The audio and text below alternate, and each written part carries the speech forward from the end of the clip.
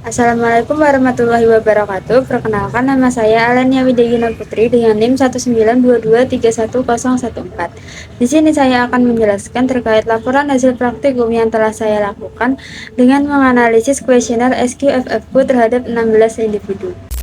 Berikut merupakan latar belakang dari dilakukannya praktikum ini. Survei konsumsi pangan dapat menilai pola makan dan asupan gizi, serta hubungannya dengan kesehatan dan risiko penyakit kronis.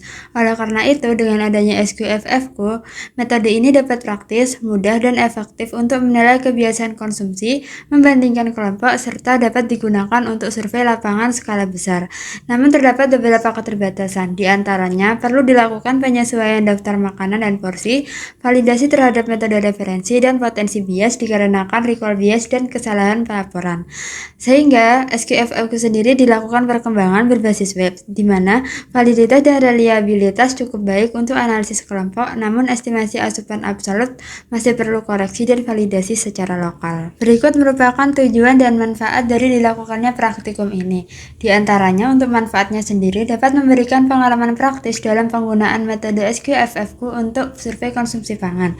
Dapat melatih keterampilan analisis data gizi dengan membandingkan asupan nyata dengan standar kecukupan gizi. Yang ketiga, dapat menambah pemahaman mengenai pola konsumsi individu dan kelompok serta hubungannya dengan kecukupan gizi. Serta dapat menjadi dasar pembelajaran bagi mahasiswa gizi dalam merancang survei konsumsi dan dapat menginterpretasikan hasilnya. Berikut merupakan kerangka kuesioner yang digunakan dalam praktikum ini. Pada kerangka kuesioner tersebut digunakan untuk menggambarkan kebiasaan konsumsi pangan responden dalam 1 bulan terakhir, di mana pada bagian awal berisi identitas responden dan instruksi pengisiannya. Kemudian, food listnya dikelompokkan dalam beberapa kategori, mulai dari karbohidrat, makanan manis, minuman kemasan, buah, serta bahan tambahan seperti gula, sirup, madu, dan lain-lain. Setiap item dilengkapi ukuran porsi sedang dengan URT, gram maupun mili dengan opsi kecil, sedang, dan besar. Selain itu, terdapat beberapa frekuensi konsumsi mulai dari harian, mingguan, bulanan, atau tidak pernah. Serta disediakan juga contoh pengisian untuk memudahkan responden, sehingga kuesioner ini dapat berguna untuk menilai pola konsumsi habitual serta dapat menghitung asupan zat gizi dan membandingkan zat gizi individu dengan kelompok. Berikut merupakan pola konsumsi dari individu RAK. Pada kelompok karbohidrat sendiri dominan di nasi putih, namun variasi yang tetap terbatas dikarenakan jarang mengonsumsi mie instan dan roti tawar. Untuk kelompok makanan kemasan dan snack, yang paling sering adalah sereal dan selai coklat dengan frekuensi mingguan. Sedangkan pada snack manis seperti biskuit, wafer, coklat, ataupun donat cukup sering. Kemudian pada kelompok minuman kemasan, kopi instan, susu UHT, yogurt, dan sari buah dikonsumsi dalam frekuensi mingguan, sedangkan soft drink dan isotonik jarang dikonsumsi. Untuk yang buah yang paling sering dikonsumsi ada pepaya, pisang, mangga, dan apel dengan frekuensi mingguan, namun variasinya tetap terbatas karena individu ini tidak mengonsumsi buah dalam kemasan.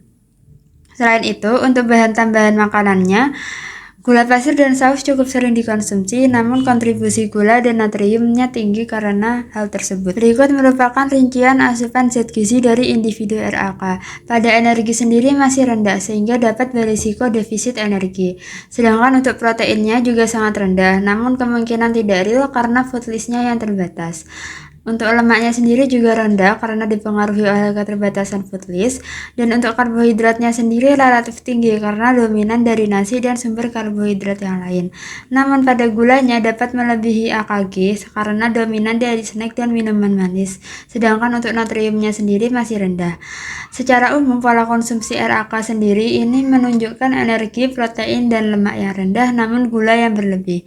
Data tersebut belum mencerminkan pola makan harian real karena food listnya terbatas, di mana lauk dan sayur belum masuk ke dalam food list yang diberikan. Berikut merupakan asupan makronutrien secara rata-rata kelompok yang dibandingkan dengan AMDR.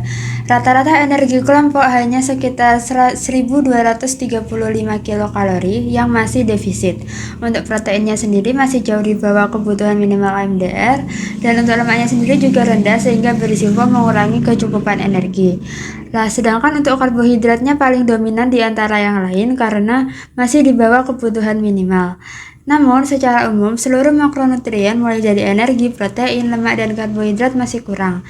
Karena hal ini dapat terjadi karena food list dalam survei yang digunakan kemungkinan belum mencerminkan konsumsi harian secara lengkap, cenderung hanya merekam sumber karbohidrat serta makanan ringannya saja. Selanjutnya, berikut merupakan asupan gula dan garam dalam rata-rata secara kelompok yang dibandingkan dengan Kemenkes.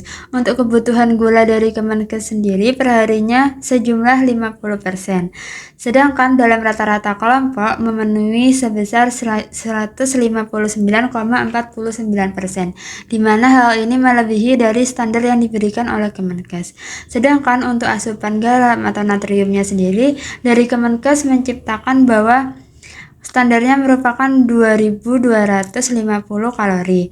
Sedangkan pada rata-rata kelompok sendiri hanya memenuhi sebesar 37,03%, di mana hal tersebut menunjukkan bahwa asupan garam pada rata-rata kelompok ini masih kurang. Pada grafik ini ditunjukkan perbandingan asupan antara individu RAK dengan rata-rata kelompok, di mana energi individu lebih besar dibandingkan rata-rata kelompok, namun keduanya masih kurang. Untuk proteinnya besarnya hampir sama, namun masih kurang, dan lemaknya sendiri juga individu kurang dari rata-rata kelompok, namun secara keseluruhan tetap kurang dari standarnya. Sedangkan untuk karbohidratnya individu lebih besar dari kelompok dan relatif lebih memenuhi dalam kebutuhan minimalnya. Untuk gulanya sendiri individu lebih kecil daripada kelompok, namun keduanya tetap berlebih. Dan untuk natriumnya sendiri individu juga kurang dari rata-rata kelompok, namun keduanya masih jauh di bawah batas yang ditentukan. Secara umum individu RAK lebih tinggi pada aspek energi dan karbohidrat dan rendah di zat gizi lainnya. Berikut merupakan beberapa kesimpulan yang dapat diambil dari pelaksanaan praktikum ini. Rata-rata asupan energi, protein, dan lemak sebagian besar masih di bawah standar AKG. Untuk karbohidratnya relatif dominan dibandingkan yang lain, namun tetap belum dapat memenuhi kebutuhan minimal. Untuk asupan gula sendiri lebih besar dari rekomendasi Kemenkes. Karena ini dikarenakan food list yang diberikan terdiri dari makanan dan minuman yang manis. Untuk natriumnya sendiri juga tampak rendah. Hal ini juga dapat dikarenakan oleh food list yang terbatas.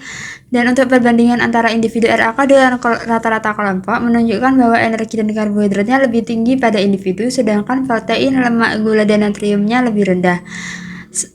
Selain itu, kesimpulan dari SQFFQ sendiri itu dapat memberikan gambaran pola konsumsi. Namun, pada konteks ini belum dapat mencakup makanan utama, yaitu lauk dan sayurnya belum masuk ke dalam food list, sehingga hasilnya belum sepenuhnya mencerminkan pola makan real individu. Sekian presentasi yang dapat saya lakukan. Terima kasih atas perhatiannya. Wassalamualaikum warahmatullahi wabarakatuh.